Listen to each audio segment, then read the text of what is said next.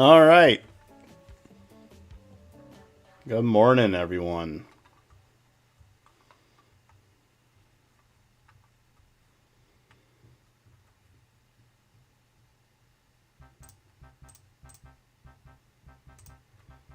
Hope everyone's doing well on this final trading day of 2022. I don't know if I've done any streams this year. Hoping to do more in 2023. 2022 has been pretty hectic. Got a new job, got a new baby, so it's been pretty busy. I'm just gonna put my phone on silent here. Yeah, so been pretty busy this year. Hoping next year's a little less busy, but we'll see. Happy holidays to everyone, whatever you celebrate. Hope that 2023 is a great year. So as people come on here, feel free to leave any messages, any questions or comments you want me to touch on. I was just going to go through some of the trading strategies that I do, kind of what I look for in the market in the morning, and just stand here and chat with you guys. So in the time being, I'll just share a chart here with some things I have, the indicators. I have a RSI chart here, and then a couple indicators from the John Carter simple trading, I think is what it's called. On Tastyworks it's free. The ST squeeze and the ST trend study are the ones that I do. For my 0 DTE trades, I'm usually on the 2-minute chart. Sometimes I go up to 5 minutes. Kind of depending on the day. You can try different things to see what you like, but that's what I do. So futures market this morning is down a little bit. It was up yesterday quite a bit, so we're just having a little pullback here. So nothing too crazy. I do on a daily basis my 0 DTE iron condor trade. That's in SPX. So I'll put that on shortly after the market opens. I'll also do a 1 DTE trade. I did a video on it. It's the DGSS. I got a video on that. It's a synthetic strangle play. It's 1 DTE. It's kind of similar to the 0 DTE iron fly. It behaves similar, but a little bit slower moving. I did a back test on that with option Omega. And with that one, I found that VIX over 23 is kind of the hot spot. So the last couple of weeks, VIX has been below that. So I haven't put it on here in a couple of weeks, but just share that here. Yeah, so 23. So, I mean, here it had a spike, but it's been a couple of weeks since it's been consistently above 23. So I haven't been putting on that trade. But if we get a little pop in vol, then I'll start doing that trade again here. And I use the VIX. I don't use the /VX, the VIX futures.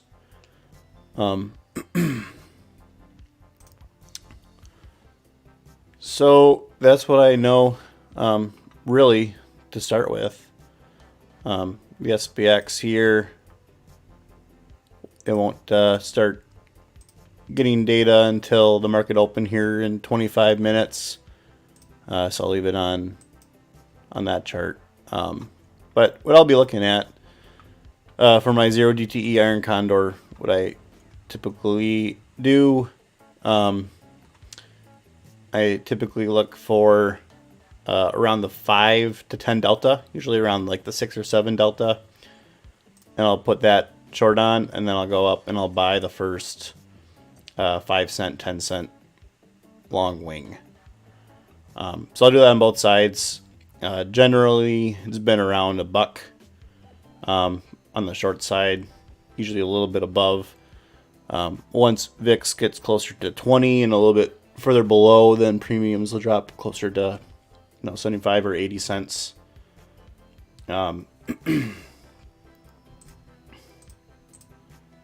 But right now, usually around $1 or so. So I'll put that on this morning. I'll kind of go through it. With the 0 DTE trades, it's, when you're doing it in SPX, you got to remember to not do it on the AM expiration. So today is actually a quarterly expiration, but that's fine. That'll expire today at 3 o'clock Central, so no issue with that one.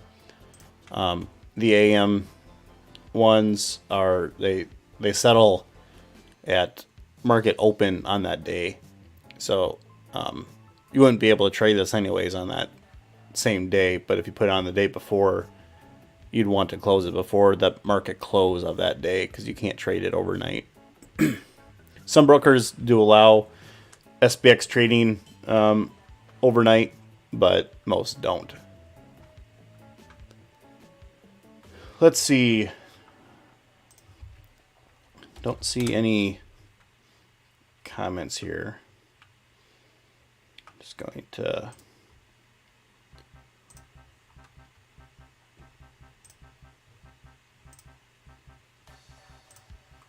go here. Okay, so there are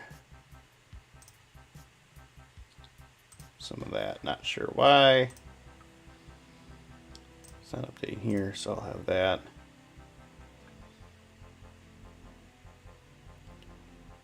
Do you ever have multiple trades going on at the same time? So yes, with SPX, I usually do different trades here at different time intervals. So I'll put one on 5 or 15 minutes after the market opens, and then I'll put another one on every 20 or 30 minutes. Sometimes sooner. Kind of depends on my day with work. So I do have a full-time job. I trade on the side. So it's really about how busy I am in personal life. If I got doctor appointment or something, then there are days that I trade less or I don't trade. That's one thing that's changed this year is not feeling like I have to trade every single day. It's a lot easier now with 5-day expirations. So if you miss a day, it's really not a big deal. Before, with it being Monday, Wednesday, Friday, if you missed a Wednesday, then you're only trading 2 days a week. So just mentally you feel like, oh, I got to be in no matter what, because there's a limited number of days, but now it's every single day. So if you miss a day, really not a big deal. The biggest thing with trading I've found is the mental side, the psychology side. That's really what has helped me this year be the most consistent. Can't be afraid to take a loss, trust the plan and move on to the next day. Some days are just not good. Very trendy days are bad for the iron condor. So, if you revenge trade or you keep putting on trade and you keep getting stopped out, it's sometimes it's better to just let it go and wait till the next day. With trading, protecting your capital is the most important thing you can do. So not over trading is something that you guys should be trying not to do. So I'll probably put on a couple trades today. Thinking 2 or 3 tranches, what they call them. So a tranche is whatever your typical size is. So if it's a 1 lot, your tranche size is one contract or one lot. If you're a bigger contractor or a bigger trader, maybe it's 2 or 3 or 5 contracts per tranche. I'll just do one here. I'll do a couple. Show you how I manage them. and we can go from there. How to identify false breakouts in SPX. So I tried my hand at technical analysis a while back. Didn't work for me. I was not good at it. I know some people are good at it. Chris from the tastytrade options Facebook group, he's excellent at that. I'm not. So I'm pretty mechanical. I'll take a look at the chart and at the open. If it's trending very heavily down, I'll wait. But I'm not really looking at anything in particular. I might look at RSI if it's overbought or oversold, quote unquote. I might wait a little bit, but I'm not trying to time the market. I don't know anything more than anyone else, so I'm probably not the best guy to answer that question if you're looking into TA. Do you completely avoid news days? That's a great question. So days that I tend to avoid, or at least trade smaller. So I'm gonna go to my website here, IncomeOptionsTrading.com. What I have on here, resources, the 0 DTE complementary data. I have a link to the Forex Factory on here. So this is what I use to figure out if there's any days that I should avoid. So over here, the legend, the red here is high impact expected. So these are the days that I tend to either avoid or trade small or delay my trading. Today we have the Chicago PMI, and I'm on, so this is Central Time, so this will be 15 minutes after the market open. There will be a Chicago PMI, medium impact expected, so I'll still trade normally. Occasionally this will make a big move, generally not, but it has in the past. So something you want to keep your eye on. So we'll just look at next week here. Go down. So CPI for, I don't know what CHF market is, but here in the US on next week, Wednesday, there's a job openings and manufacturing PMI at 9 a.m. So next week, Wednesday, I'll probably wait until 9:15 or 9:20 to put on a trade. And then with FOMC meeting minutes, this is a big day that I usually look for avoiding. I usually trade extra small on these days, so I'll probably put on a one lot or a one tranche trade and just call it a day. A lot of times I'll close before this happens because the market gets really wide, the bid-ask spread, and that can trigger some stops.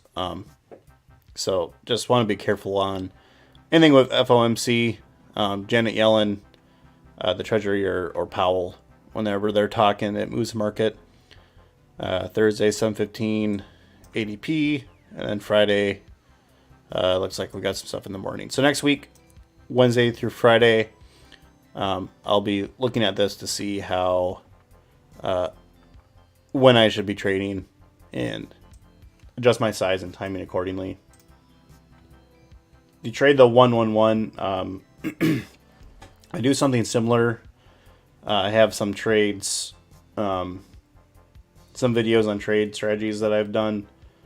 I do, I'm going to call it the 444, which is four long put spreads in SBY, financed by 4 short puts in the futures MES. So I'm not going to go into that too much. I haven't done that trade this year with it being a bearish market. So I haven't done those trades. I know Sweet Bobby does the 111 on both the put and the call side sometimes. I'm not a fan of that, but as long as you're maintaining the portfolio beta weighted delta that you want, I think it's fine.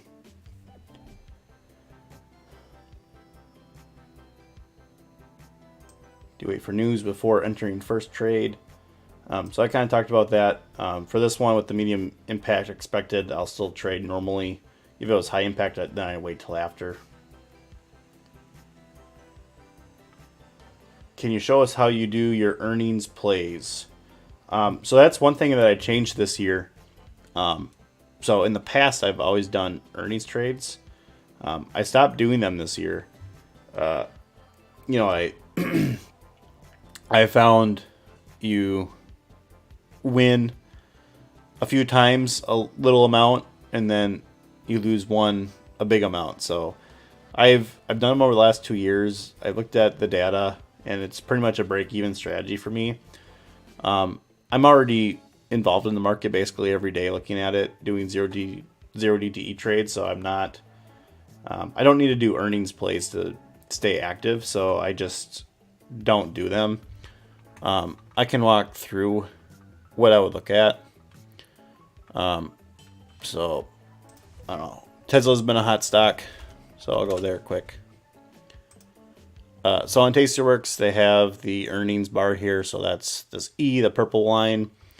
It's the January 25th one. So as this gets closer, if this was the day before, then I would probably look to put on an earnings trade. And you can look at if you're either doing the expiration of. So in this case, it would be the weeklies of the 27th would be the first expiration after earnings. Or you could go out a little bit further. What I look at is this IV number. So this IV right at earnings is 98. You can see back in here, the IV is around the 80-ish% mark. So there'll be a IV contraction or an IV crush. A lot of people call it like 18%. So you can see, you can have a guess of how much you're going to make if you look at the Vega. So depending on what you do, so if it's 18 cents, this Vega of 0.08 means that this option will decrease by 8 cents for every 1% moving in the IV. So you could take 18 times 8, and that's how much you would make from just the IV crush. So 18 times 8, so 144. So this would come down a good amount if you were to sell this, and you'd have that fall crush. So so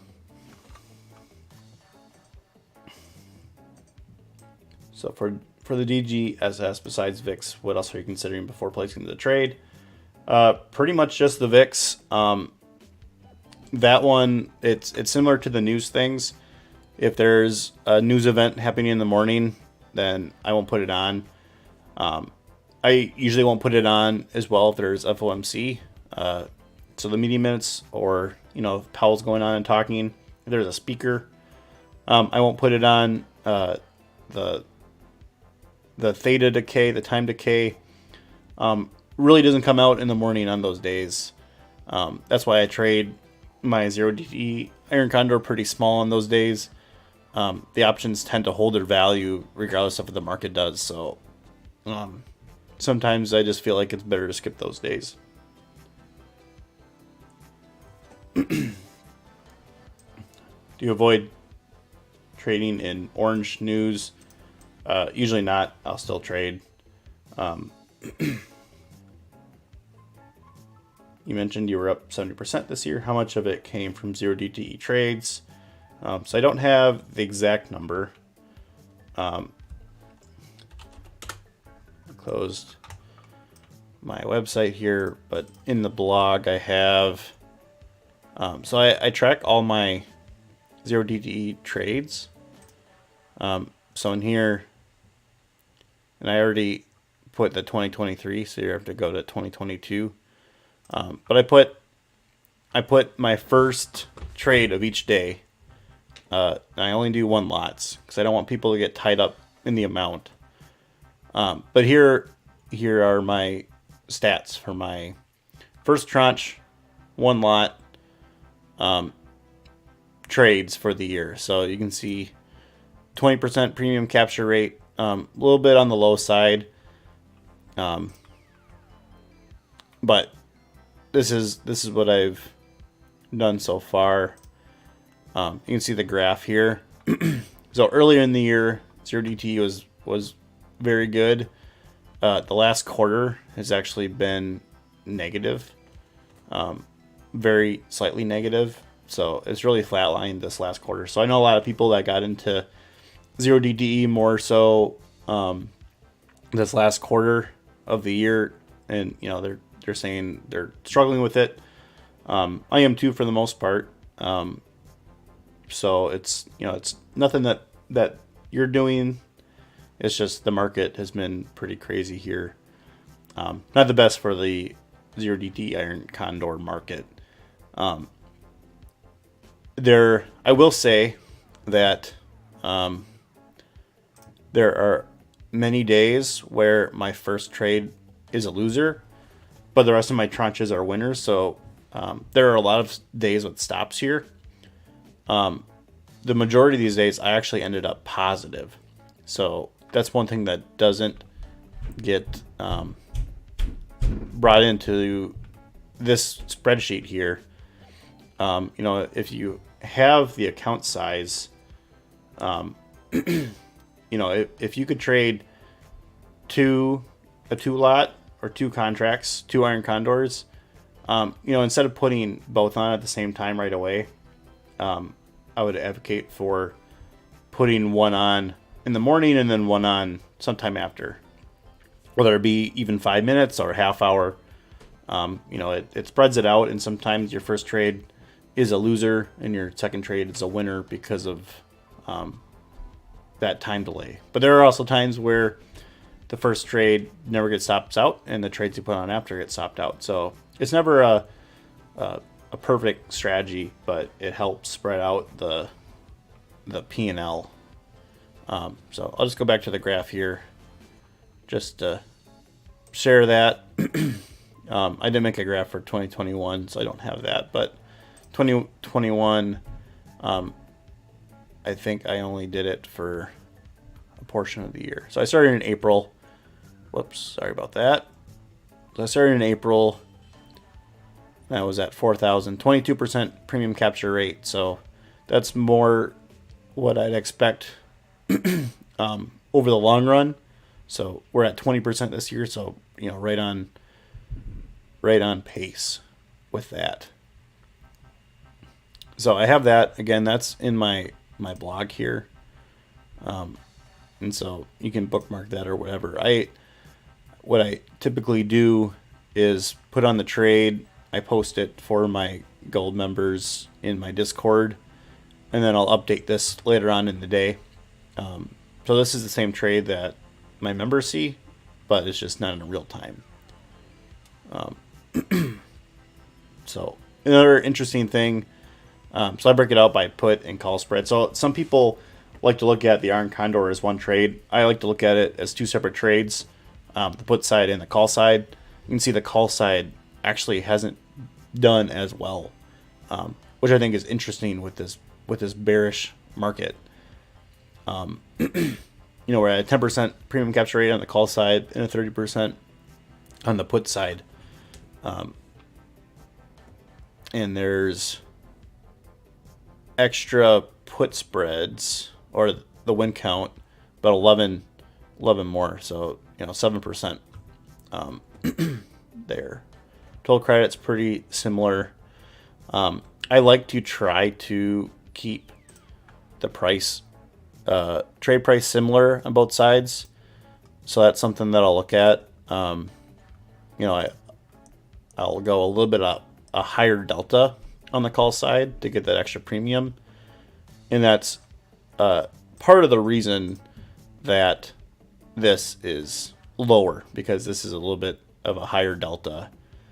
So you get stopped out more often.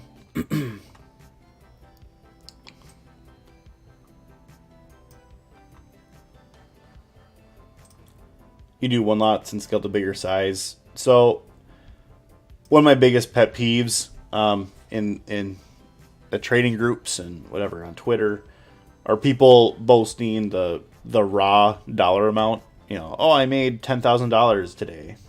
Well, on what account size? If it's a $10 million account, you know, then whoop-de-doo. But, you know, newer traders gravitate towards that. And that's when they can blow up their accounts because they don't understand the risk. So I'd rather focus on the risk side because that's the most important part of trading. And so only showing one lots and focusing on a percent value instead of an actual number, I think is more beneficial. So I'll only show one lots of my trades. I never show my actual true size because I don't want people to focus on what the dollar amount I'm making. I want them to focus on the strategy and the risks associated with that. So I do have a video on the 0 DTE Iron Condor where I go over what I would do for account size for one lot. So you know, if you have a $25,000 account, you know, a one lot is probably what you should be doing, but you could go up to 2 or 3 lot, or I don't quite remember what I had said in the video, but I do have one. I recommend watching it. I kind of go over back testing, you know, what's the biggest drawdowns, what are the risks, because that's really what you should be focused on. Do you enter the stop order right away? So I do. I'll go over that here in a couple minutes when the market opens. I am not a fan of mental stops. I know some people like to put on do mental stops where they watch the trade all day, and if it hits their stop, then they manually close it. I don't like it because I have a full-time job, so I'm not staring at my screen all day. And also, a lot of people aren't emotionally strong enough to close a trade when it hits their stop. It's so easy for traders to see, oh, I should close my trade because it hit my stop, but then they wait. Oh, just 1 more minute, maybe I'll turn around. 2 more minutes, maybe I'll turn around, and can get worse and worse. And the worst thing about that is if the market turns around and you end up being positive, that's negative reinforcement, because the market is teaching you it's okay to not trust your stops or not trust the plan, to not execute how you want to, because it's rewarding you for the mistakes. So I think that's something that traders can get into, because you could have 3 winners that could have been stopped out, but then that 4th time the market keeps going and now you have a 10x loser or whatever. That really devastates accounts. So for me, it's respect your stops, trust the plan, and go with that. And for me, that's putting on a stop loss. I'll go through that in Tastyworks. It's similar process in Thinkorswim or like Interactive Brokers. I know each platform has different stop types. So like Thinkorswim, you can put the stop on the bid or the ask. I think Interactive Brokers has like a double bid. So there's a market open here. So I'll put that on that 2-minute chart on. So there's different stops. I think Interactive Brokers has the double stop or the double bid. So it has to have 2 separate bid orders trigger before yours triggers. Tastyworks doesn't have those. It's pretty basic. I think it's when it's the last or the bid hits your trigger price that it'll go through. So there are times where I get stopped out sooner, or maybe if it's a really worst case, I get stopped out at the top or the bottom, and it just barely touches. So, and for me, I'm okay with that. I think that's really what has made me a better trader, is just if it's a loser, don't worry about it, just move on. Losers are all part of the game, and I mean, you can see with this here, I've I lose 26% of the time. So at least once a week, I'm having losers. So it's just, you know what, they're going to happen. It's all part of trading. You gotta look at the long term. So I'm just gonna get a drink here, and we can get started here shortly.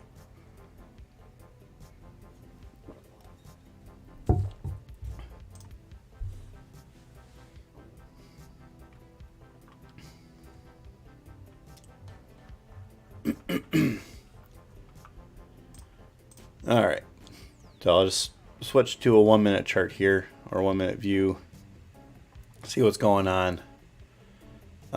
So one thing with this trend study, the color of the candles don't necessarily align with if it's an up candle or a down candle. So these are all down candles and they're all red, but you might see if the market does a small rebound, it'll still be a red candle. And that's part of the trend study. So it's looking at the trend, not each individual candle.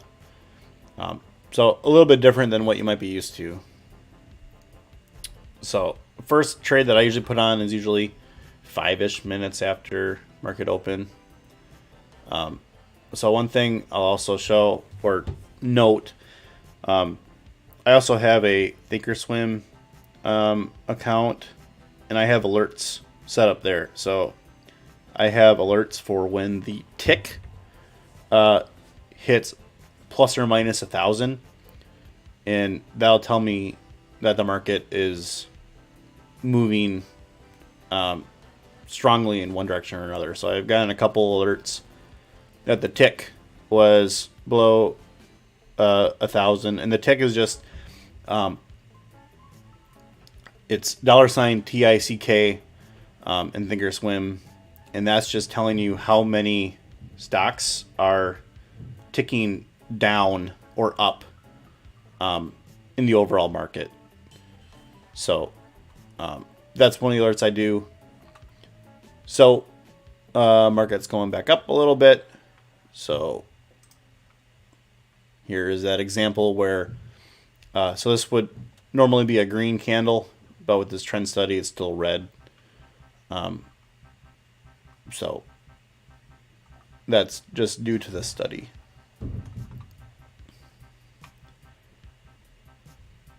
All right, see if there's any other questions here. All right, don't see any. So we'll go ahead and put on our first trade.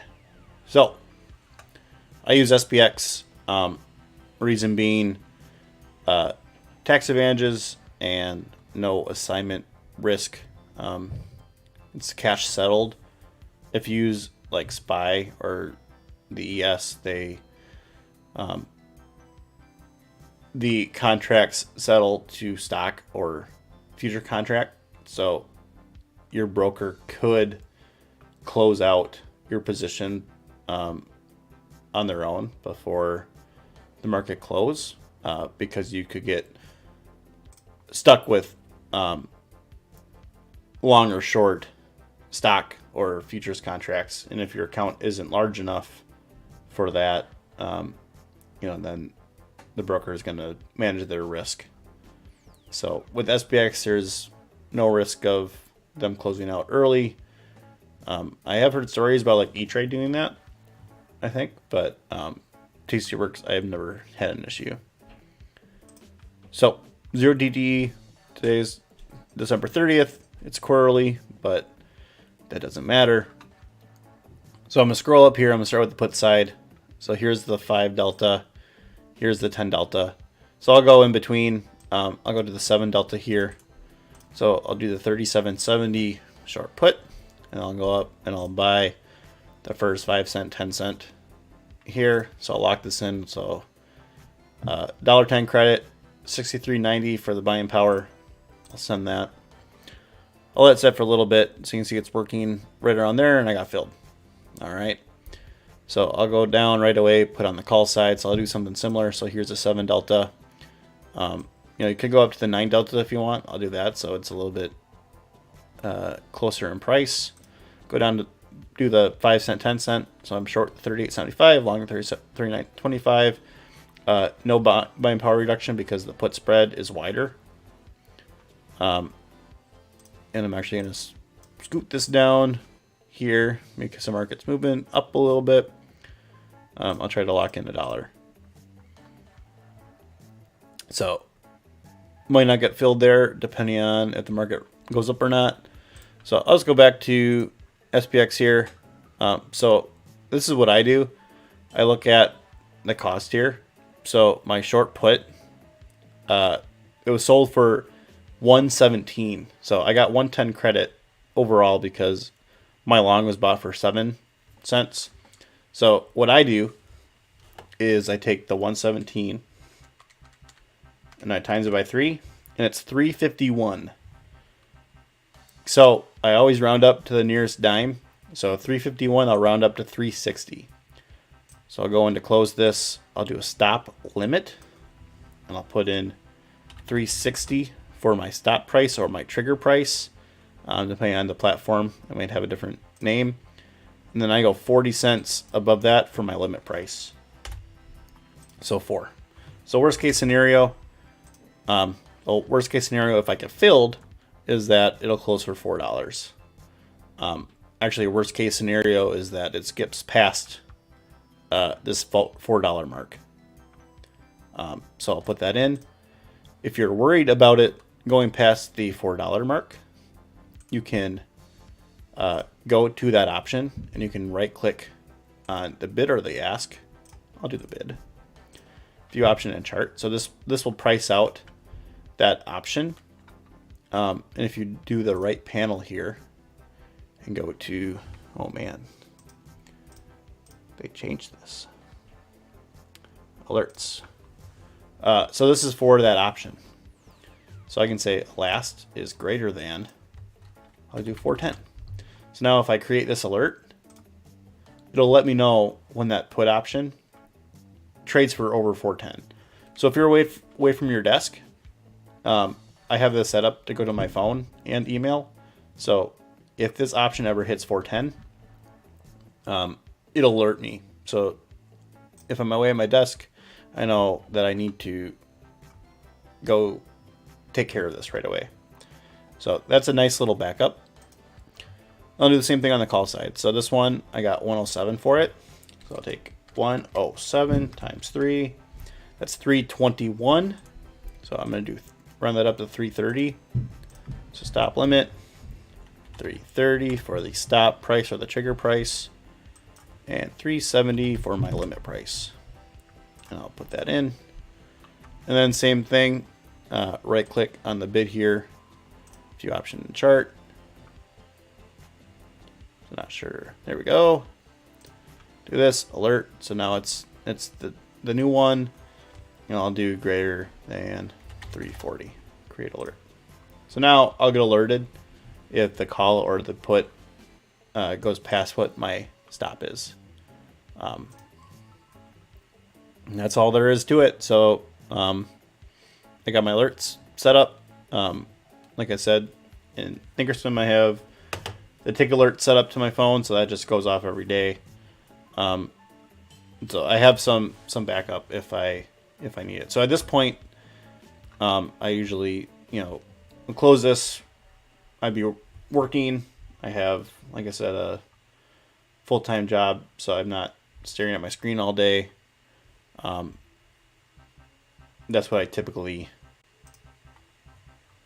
do. If VIX was above 23, I'd put in my DGSS. I have a video on that. I'm not going to do it because it's only 22. But that's generally what I do for the 0 DTE Iron Condor. I'll wait a couple minutes here.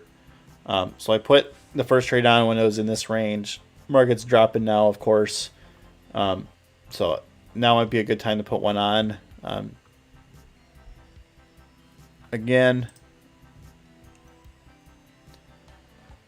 guy asked is there a profit target? So some people will close out early.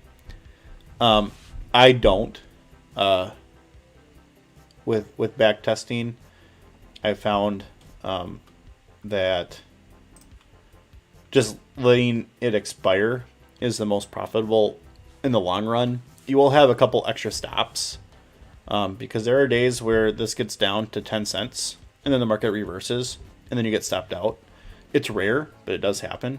So some people close out, excuse me, when an option hits 5 or 10 cents. I personally don't, but doesn't mean that you can't. So it's up to you on what you want to do. Taking profit early does bring down your P&L at the end of the day. It smooths out your risk a little bit. So it's up to you with what you want.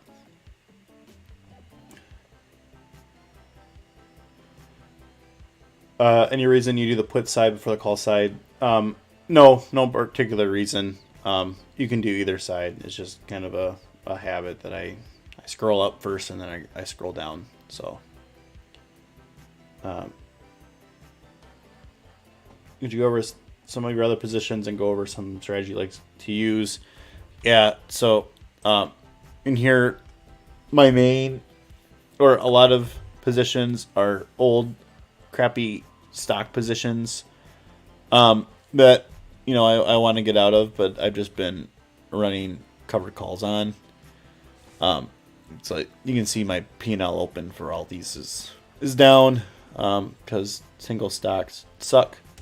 So that's another change I did this year, was focus on the indices. So, you know, I just have a bunch of covered call positions on my crappy stock positions. I'm not going to show my account information, but I do have some short MES and MNQ contracts here to lower my delta.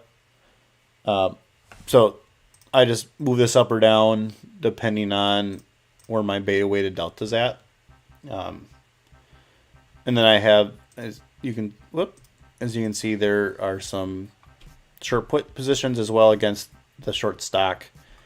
I put those on as well. And then my ES trades, I'm not going to show those, but those are some of my hedges. The hedges that I do, they're not riskless hedges. So a lot of times with hedges, you know, you can buy teenies, they're called, where you just buy long, deep out of the money puts to help with like black swan events. That one, you know, the only risk is what you pay for it. The hedges that I do have risk, so that if I'm not managing them, I could lose more than what I put into the trade. So reasons I do what I do is it's not a drag on my account. My hedges are actually up quite a bit this year, but they have to be actively managed. And if you don't know what you're doing, the hedges could actually go against you and not behave like you want them to. So I'm not going to share that on YouTube because I don't want anyone to follow me and not know what they're doing and lose a bunch of money.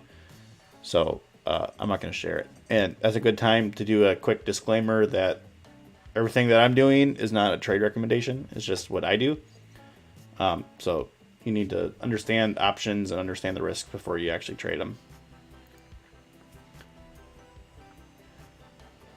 Do you use Ironfly at closing? I do not. Power hour, last hour of the market, I usually stay away. So 8:45, I think good time now to put on another trade. So we can see our put side's hurting a little bit. Call side is up a little bit. So market must be a little bit further down. All right. So I'll just do something similar. And I'll go up here. I'll go to 6 delta, 115. And then I'll buy the long 510. lock in the 115 here. And you can see as soon as I put that in, it dropped. So we'll see if we get filled. We might have to down tick that a little bit. Losing them on the call side, I'll go to the 8 delta, which is 120 here.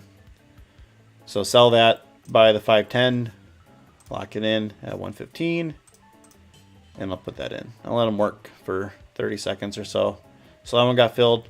So I'll go in. This is the 3760. So I'll go to my positions, go to the 3760.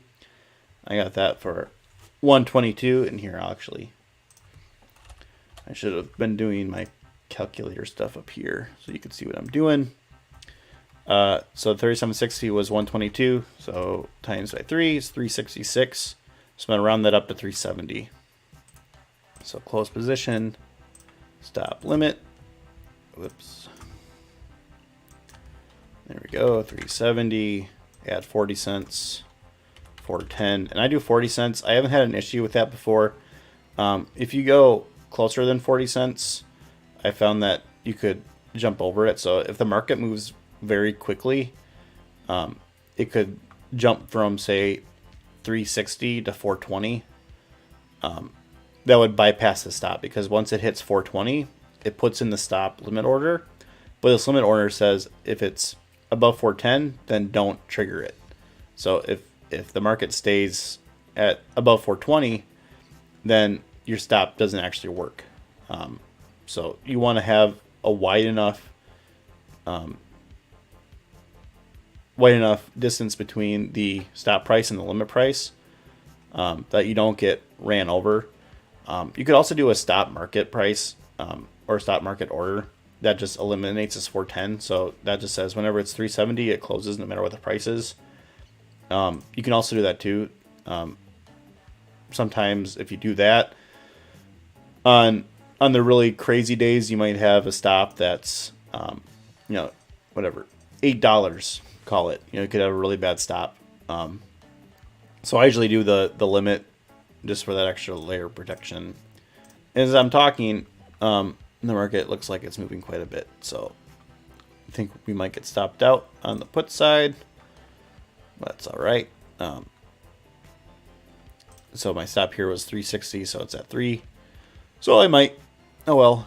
And the call side's already, I wanted 115, it's already down to 50 cents. So I will put in a different call side.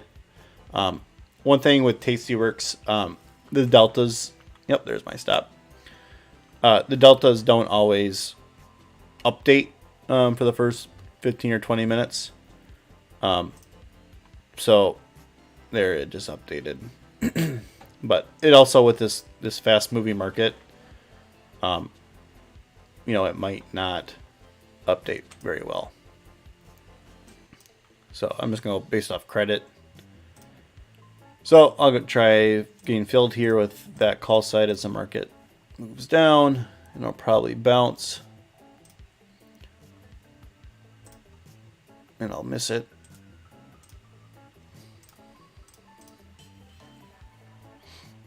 So I got filled there. So 38.55 on that one. 38.55. So do that. 125 times 3, obviously 375. So I round this up to 380. I'll do that for 380 and add 420 and put that in. So 2 tranches. Let's see where we're at. So right now, with two tranches, two lots, 1 stop, I have 287 in extrinsic value left, 290, and I'm already down 200. So if the market, if everything expires worthless at the end of the day, I'll be up $85. So I'm just looking at the total extrinsic value and what I'm actually down on the day so far. So, one stop isn't that scary. You can still come out on top. I'll probably put on one more trade for the end of the day here. Answer a couple more questions here.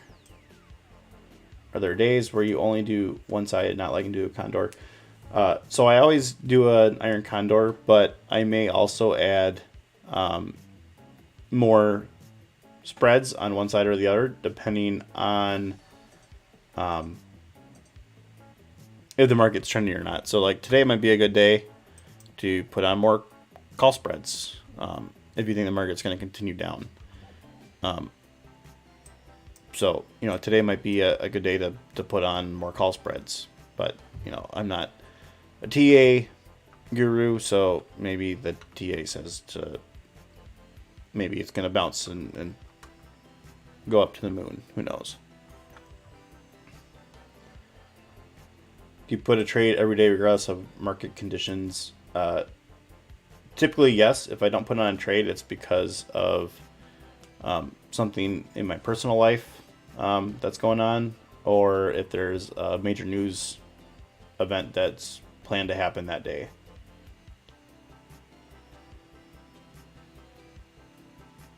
When do you close the long leg after a stop out? So that's a great question.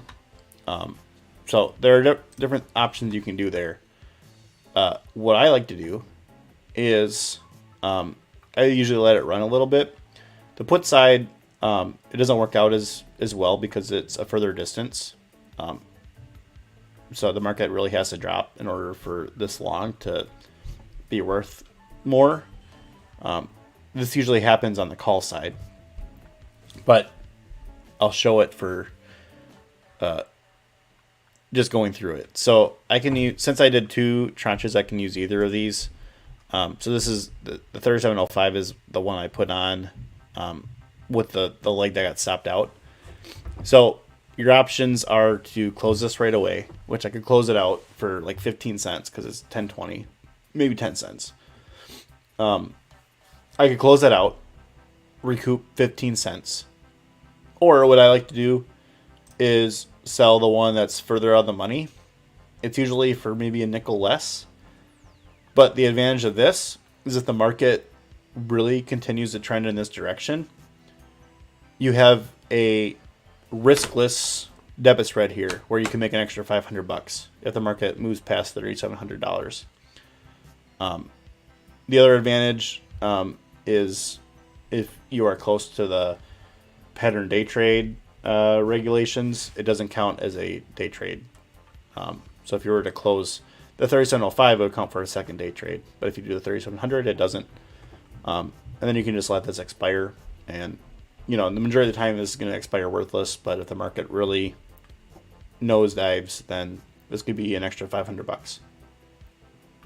So I would usually just make this into a debit spread. Can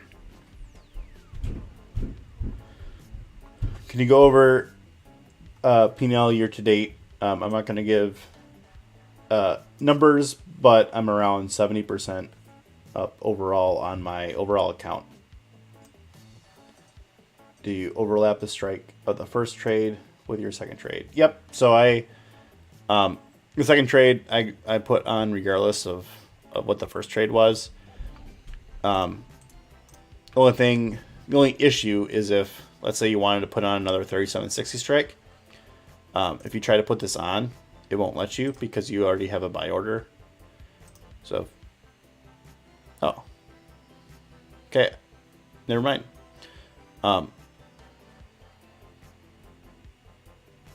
I've had it before where it won't let me because it's trying to do a buy order. Maybe I'm thinking something else, but yeah, I have no issue with, you know, selling over it or overlapping or anything, you know. And if this is the first 5-10 cent wing, I'll just buy this again. So like if I were to put on another trade right now, I'd probably do something like this: 5 delta, 105, 115, and buy that. All right. So I'm gonna take a little break. I'll be back here in a few minutes, and we can put on another trade and answer a few questions if people have them.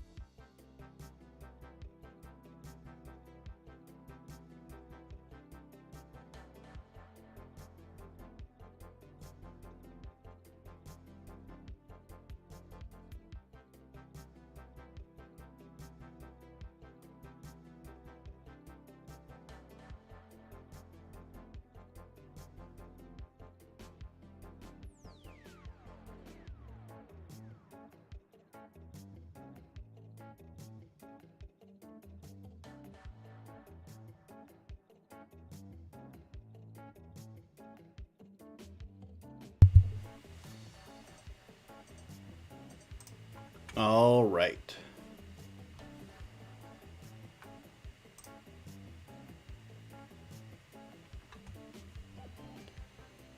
So thank you guys again for joining. Final day of 2022. Hopefully it's a good one. Hopefully you guys have a good new year coming up. Have a fun and safe new year for 2023. What I'm thinking here as we finish up, I think I'll put on one more trade. I'll kind of go through the alerts that I put on again. And then I'm thinking that I will try to come on here the last maybe half hour or an hour of the market. And kind of just talk through the day and go from there. So that's what I'm thinking here. So let's look at the SPX chart. So it's done a nice bounce. This is one of the examples. So if you look at our SPX, so 3770, 3770. Yeah, it's 185 right now.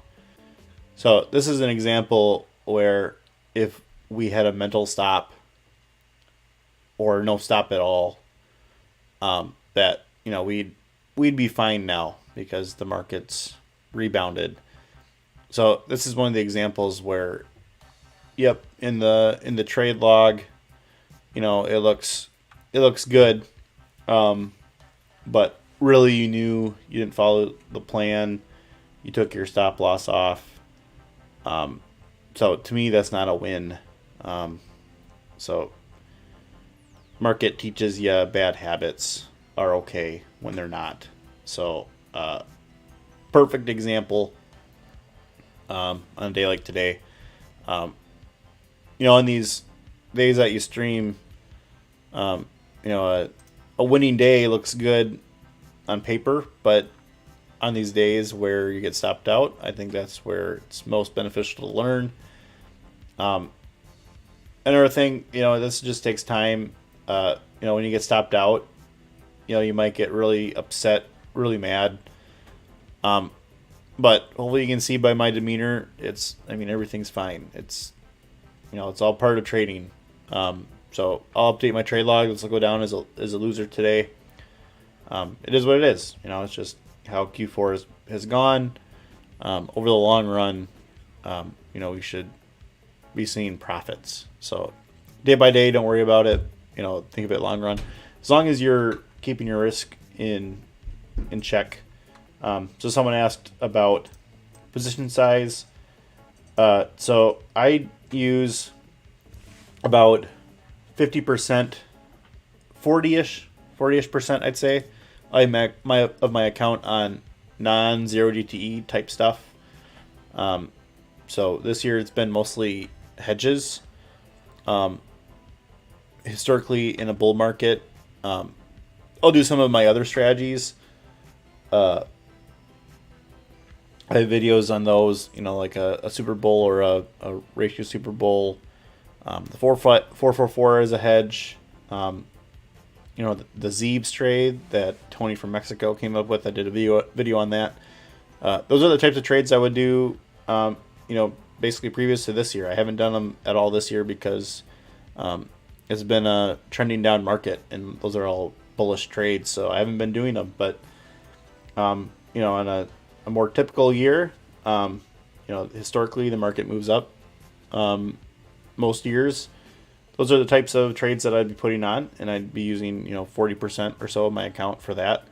And then whatever I have left is what I would use to do the 0 DTE or the 1 DTE type trades where there's no overnight risk. So those are the trades where, you know, as long as your stops get hit, you kind of know what your risk is each day. So hopefully that answers that question. To try to manage delta, if market moves in one direction, you enter vertical in the opposite to bring the delta closer to zero. You can definitely do that if you want. I usually don't. Like I said before, if you have a trending market, you might want to put on more. Like if you think the market's going to trend down all day, you might put on more call spreads and put spreads. But you know, that's up to you and whatever you're doing for the TA stuff. Like I've said, I'm not a TA guru or an expert or really even look at it that much. I've tried it. I'm not very good at it, so I've just, you know, I'd take the more mechanical approach to that. All right, so we'll do the final trade here. I'll go through everything. So for this one, I didn't put in the alert, this last trade. So I'll put in another trade and another alert, and we'll go from there. So I'll start with the call side. You could go either the 6 or 8 delta. I'd say 90 cents or $1.20. I'll go with the $1.20, and I'll buy the first 5 cent, 10 cent. So this one is a $40 wide spread. I'll lock that in at 115. Move it up to 120 here, and I'll put that in. And I'll go to the other side. So here's an example where you could go to this one here, the 110, and overlap it. No issue with that. So I got filled on the call side, so I'll put in that stop here. So 38.60 is where we're at. So go here, 38.60. I'll highlight it. So I have this cost thing. You can either go there or history for the transactions. You can see what it was at if you didn't if you don't have that column. So 38.60 is 127. So we'll go 127 times 3, 381. So I'll go up to 390.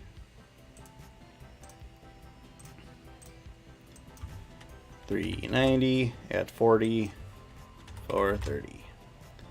And then I'll go in and put my alert at 440. So I'll right click on the bid, view option and chart. There's your little chart. Break it out, go to alerts here. And 440 is what I said. Greater than 440, create alert. And then I got filled on the put side. So here my working order went away. So that's interesting. So 37.60. I just want to. Okay, so my 37.60 is still here. I'm not sure why it didn't show up graphically. So you have two options here. The first is to trade this or treat this as two separate trades. So here we go with history. 3760 was 112. So we could go 112 times 336, and we go up to 340. So we could have another stop order that's at 340, and they'd be two separate orders. Or you can treat this, you can delete the stop, treat this kind of like your cost basis, and have one order for two contracts. So you can do it either way. Totally up to you on what you want to do. I'll just do it as two separate orders.